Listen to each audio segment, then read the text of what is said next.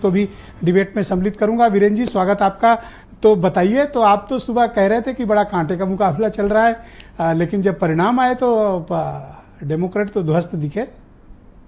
ब्रजेश जी, एक नारा था अपने यहाँ कि बहुत हुई बाइडेन सरकार, अब की बार ट्रंप सरकार। तो वो सरकार ट्रंप वाली तो आ गई, लेकिन एक चीज जरूर है, जैसे अपने यहाँ ओपिनियन पोल फेल हो गए थे, वैसे ही अमेरिका में भी ओपिनियन पोल इस बार फेल हो गए ट्रंप के मामले में, और वो बहुमत से आगे निकल गए। इसको लोग जिसको कांटे की टक्कर बता कह सकते हैं कि अमेरिका के ज्यादातर लोगों ने ट्रंप के उस वीरता पर वो मोहित हुए हैं, उस उनकी बेबाकी पर मोहित हुए हैं, जिसमें वो पूरी दुनिया को खुलेआम मैसेज देते हैं। उनके ऊपर गोली भी चलाई गई, लेकिन वो डरे नहीं। तो ये बात बहुत बड़ी है कि पहले बुलेट से फिर बैलेट से दोनों जगह ट्रंप जीत कर आए हैं। वाह! तो ये एक बहुत बड़ी चीज है अमेरिकी राष्ट्रपति के लिए, ट्रंप की जीत को। वैसे भारत में देखिए, एक चीज बहुत साफ है कि ट्रंप ने बांग्लादेश में जो हिंदू मारे गए उनके आलोचना की थी। भारत के वो प्रिय मित्र हैं और भारतीय अर्थव्यवस्था के लिए उनका आगमन अच्छा होगा। इसका संकेत आज आपको जो शेयर मार्केट है उससे मिल गया होगा।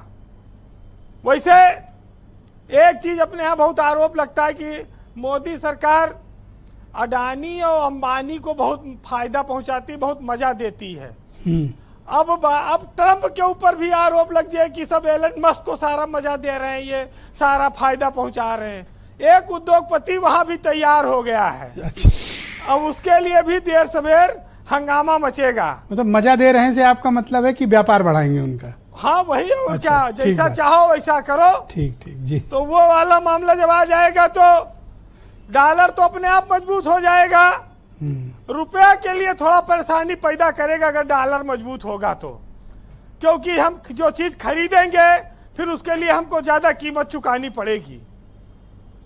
ब्रजेश जी, ये राष्ट्रपति का जो परिणाम आया, ये दुनिया के लिए बहुत महत्वपूर्ण है, क्योंकि दुनिया के कई देश युद्ध में चल रहे हैं, तनाव की स्थिति है। अगर ट्रंप इसको 24 घंटे के भीतर खत्म करा सकते हैं तो ये जो विश्व में एक खाद्य सप्लाई की चेन है, जो इंटरनेशनल डिस्ट्रीब्यूशन की चेन है, इसमें बहुत बड़ा सुधार आएगा और ये बहुत फायदेमंद होगा पूरी दुनिया के लिए। वैसे रक्षा क्षेत्र में भारत के लिए ट्रंप अच्छे हैं, पाकिस्तान और चाइना के लिए ट्रंप आगे कठिनाई पैदा करेंगे। पाकिस्तान को मिलने वाली जो रक्षा सहूलियतें, सहायता थी, पिछले उन्होंने कार्यकाल में उसको कम किया था, उनके आने के बाद से फिर इसमें कमी आएगी। और जो चाइना ताइवान पर कब्जा करने का सपना 2027 तक देख रहा है, अब ट्रंप के आने के बाद उसका पूरा होना मुश्किल है। भारत निश्चित रूप से इससे मजबूत होगा।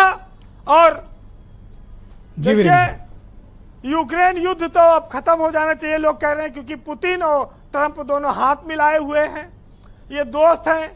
और यूक्रेन को अगर नहीं मिलेगी मदद अमेरिका की तो कितना दिन लड़ पाएगा? सब घर द्वार तो ऐसे टूट चुका है, बिल्डिंगें गिर रही हैं, लोग बंकर में कितना दिन बैठेंगे? अब तो मामला खत्म हो जाएगा। लेकिन एक चीज जरूर है कि यूक्रेन के साथ फिलिस्तीन भी दुखी है, क्योंकि वो जान रहा है कि अब इजराइल, नेतन्याहू जो है वो ताकतवर हो जाएंगे।